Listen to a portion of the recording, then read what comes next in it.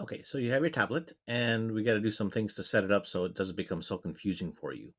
Um, so go to your start menu here, and hopefully you have Wacom tablet properties up at the top here because you just installed it.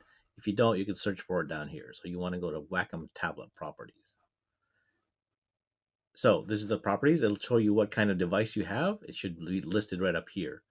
Um, let's start with functions. So second row, functions. So there's three tabs along the top: Express keys, touch ring, and on-screen controls. Express keys.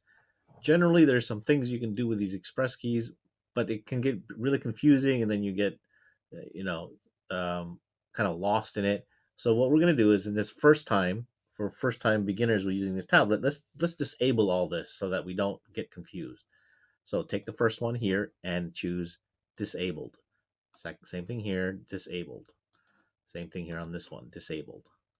Now this one might be useful for you. Keep this one display toggle, especially if you have two monitors. So if you only have one monitor, then this one you might want to disable. But if you have two monitors, display toggle might be useful. The other ones here, disable them. So all of this just disable because it can be confusing enough without all this stuff. So let's keep it simple.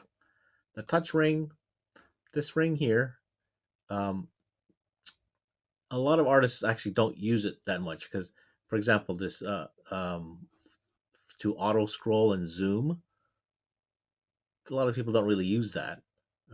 And rotate. I don't know anybody who uses it to rotate your object on the screen. So let's disable this one.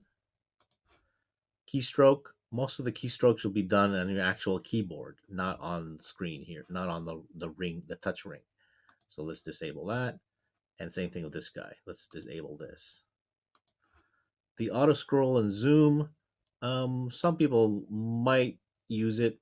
For me, I always disable it just because I like to actually use the keyboard for it.